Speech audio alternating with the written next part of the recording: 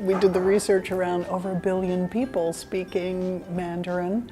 It was a logical choice. We're also very committed, in addition to creating that kind of language experience, we want children to have practical skills as they grow up and have the ability to, really work anywhere, and that should certainly include China and any place people are speaking it.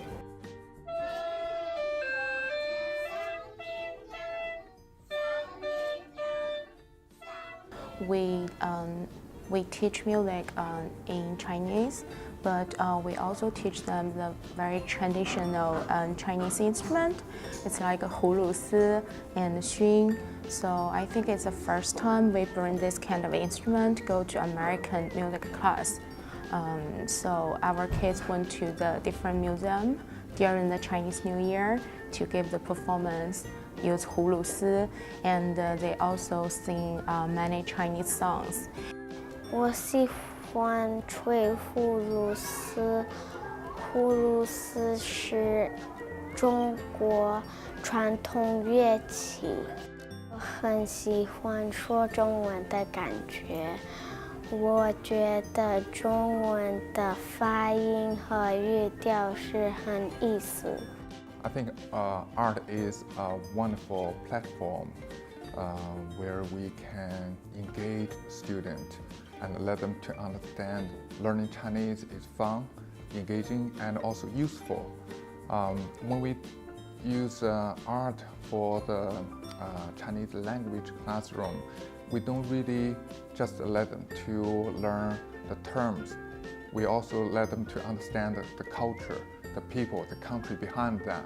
With the younger group, because they do have such a love for storytelling or listening to stories and music and art, so everything I do, I make sure there are multiple access points for different levels of learners and different types of learners.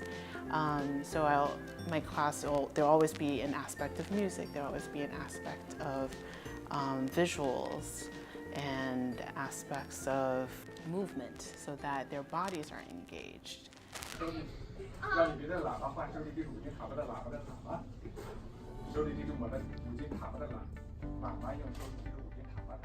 My wife and I both thought that it's a wonderful opportunity for both our daughters to learn Chinese. And, in times like this, the world is getting smaller, and, China has such a rich culture, and rich language, and rich history. We figured here in New York, why not give them the opportunity to learn and use it as they get older? I think it'd be wonderful. My daughter loves learning Mandarin. She enjoys writing the characters. She's been exposed to it since she was a baby. So for her, it's almost just a natural extension of her life to be involved in the Mandarin language and community.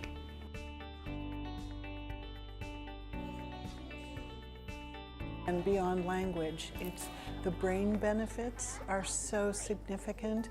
We know that bilingual children are so much more capable of stronger executive functioning, of being able to shift tasks. I'm not a big fan of standardized tests, but they test better. And most importantly, bilingual children, there's compelling research to suggest that they're much more empathetic human beings. And if we can create a school that launches more empathy in the world, I'll be happy about that. I think the importance of the school is, I know Chinese has been taught, getting more and more popular in the US, but just having my own kids and watching them learning Chinese, I think it's not just the language, it's the culture, it's the country. It's still, the country in general is still quite mysterious, I think, to the outside world. Even though more and more people will go visit China, it's still like very, very different for a lot of people here. I think this is not only providing an education, but also a window.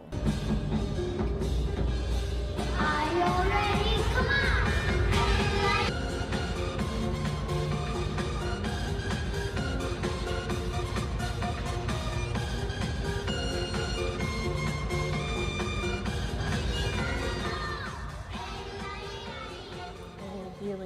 excited about our exchange with the CGCC, and I think that's at least a great start to sharing our cultures and having that commitment with each other.